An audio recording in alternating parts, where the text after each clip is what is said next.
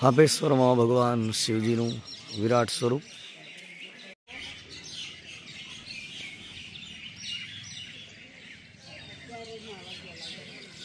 नर्मदे हर।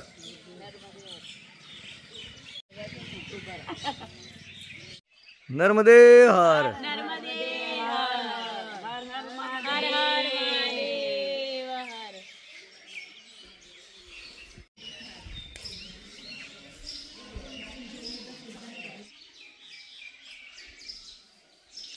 द्वादश ज्योतिर्लिंग के दर्शन यहाँ हो रहे हैं।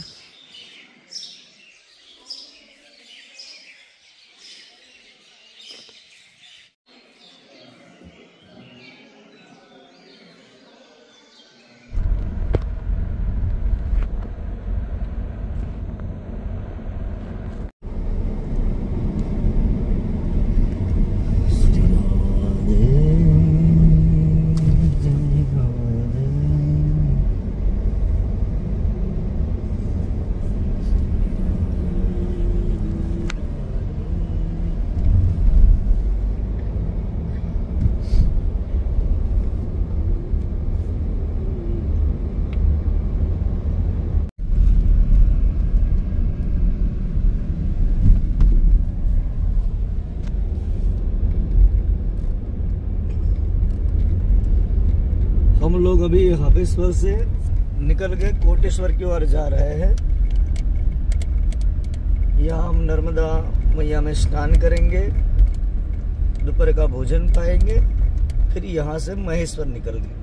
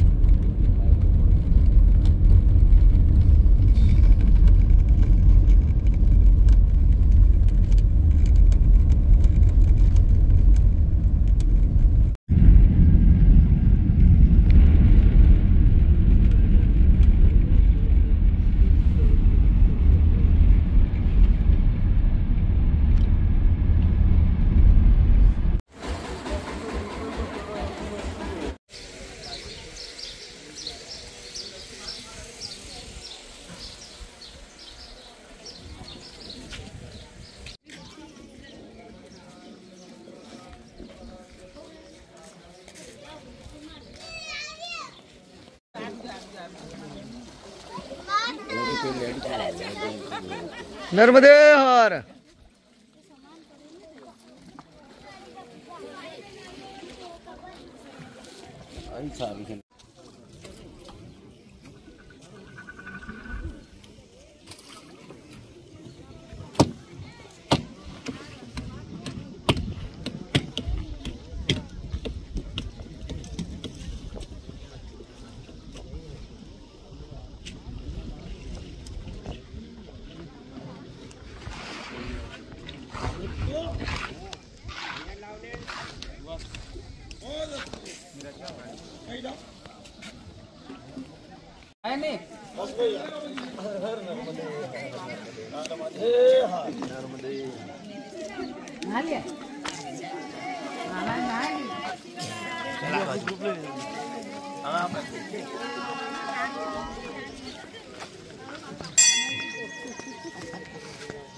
पाटो बदलेंगे।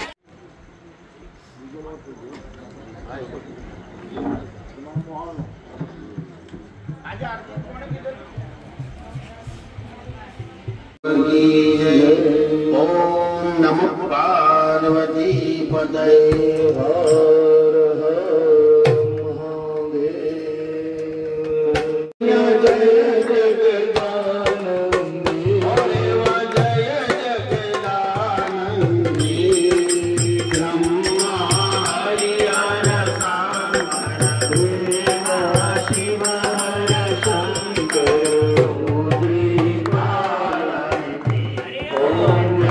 जगदानंदी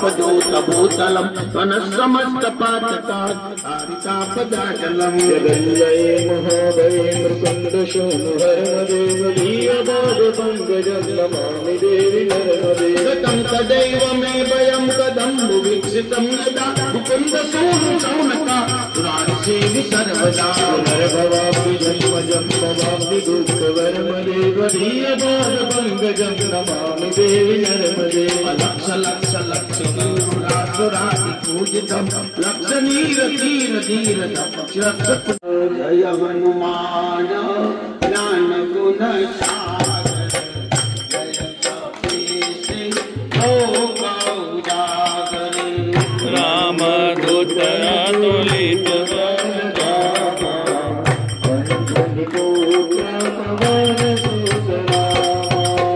महावीर वीर करम बजरंगी कुमति निवारा सुमति के संगी कंचन बरन विराज सुवेदा हरे पुण्य तुझन केशव हाथ वज्र और गदा विराजे आदि मुक्त जनेऊ साजे शंकर सुवन केसरी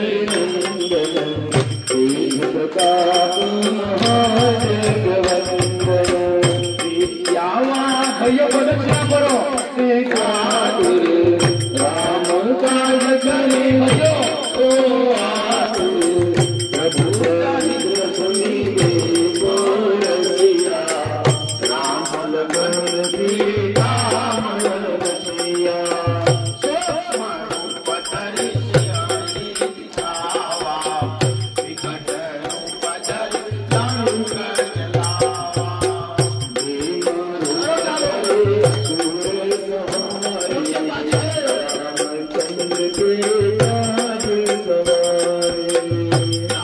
सजीवन लखना जिवाये श्री रघुवीर हरष मूर लाए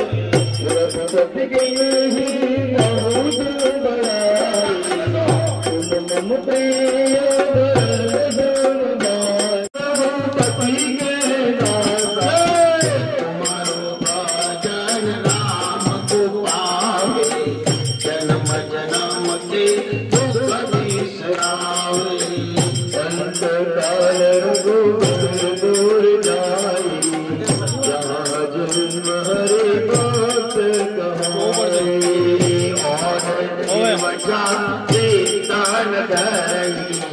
हनुमंत से ही सर्व सुख करई अरे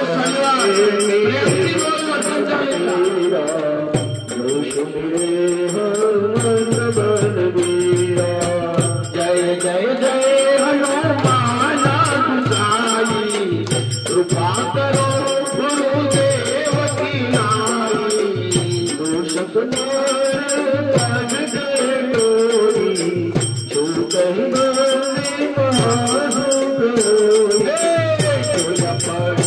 हनुमान चालीसा और सिद्ध साथी गौरीसा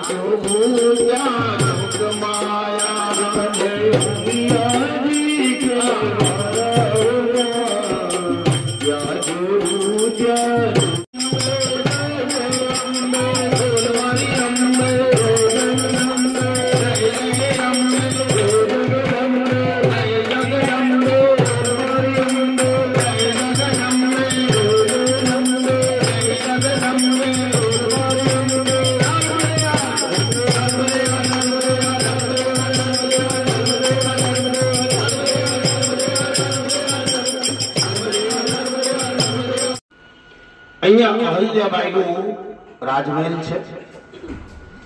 આપણો ભારત દેશ એ ધર્મ પ્રધાન છે અને ભારતના રાજાઓએ શું કર્યું આપણને થાય તો અહલ્યાબાઈ માટે એવું લખ્યું છે કે અહલ્યાબાઈએ આખા ભારતમાં 800 શિવ મંદિરના જીર્ણોદ્ધાર કરાયા છે.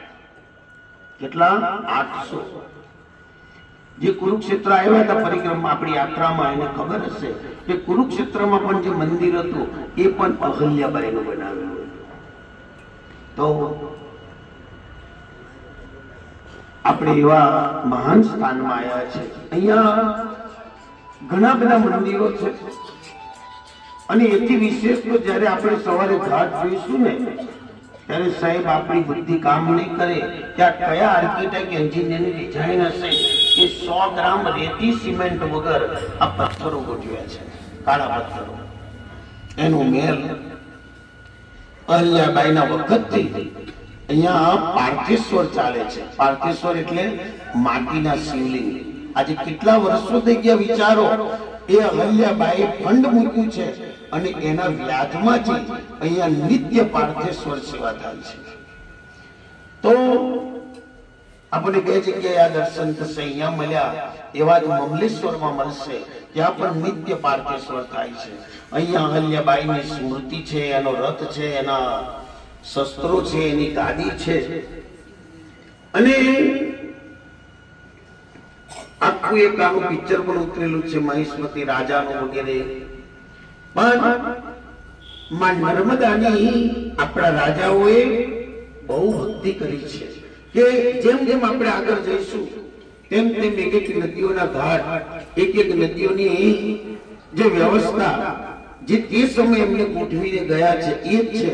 આજની સરકારે એમાં નવું કર્યું કે ન કર્યું એ પછીની વાત, બાકી રાજાઓએ તો આપણને સારામાં સારું કરીને આપેલું છે કે માં નર્મદાનું રક્ષણ કેવી રીતે તમે કરશો, માવજત કેવી રીતે કરશો. એક આપણને આ મહેશ્મતીમાંથી શીખવા આવશે, મહેશ્વરીમાંથી શીખવા મળશે. હું તો દૂરની વાત પછી કહું, આપણા ગુજરાતની પણ સિદ્ધિ જે આજે વાતો કરીએ છીએ આપણે બધા કે ગુજરાત સમૃદ્ધ દેશ થયો, પણ એ સિદ્ધિની પાછળ ખરેખર હાથ કોનો છે? એ સિદ્ધિ આપણને કોને અપાય? રાજનીતિની વાત નથી. એ તો એક પક્ષ વાળાએ સરદાર સરોવરનું ખાતમુહૂર્ત કર્યું, બીજા પક્ષ વાળાએ બનાવ્યો, ત્રીજા પક્ષ વાળાએ નહેરો કરી, જે કર્યું તે. પણ આજે ગુજરાતમાં તમે જુઓ કે ગુજરાતની સાબરમતીમાં નર્મદા, સરસ્વતીમાં નર્મદા, બનાસમાં નર્મદા અને વધારે તો શું કચ્છમાં અને કાઠિયાવાડમાં એક એકના ઘરના માટલામાં નર્મદા છે. નર્મદા ક્યાં સુધી પહોંચ્યા? અને આપણે જોઈશું કે અમારા ત્યારે જોઈશું કે ત્યાં નર્મદાજી જે પ્રવાહ વહે છે એકદમ નાનો, એક નાના વધમાંથી વહે છે અને ગુજરાતમાં આવીને એનું વિકરાળ સ્વરૂપ છે. તો આવા આપણે માં નર્મદાના કિનારે આવ્યા છે. આજે વિશેષ સમય ન લગતા અંદર પૂછી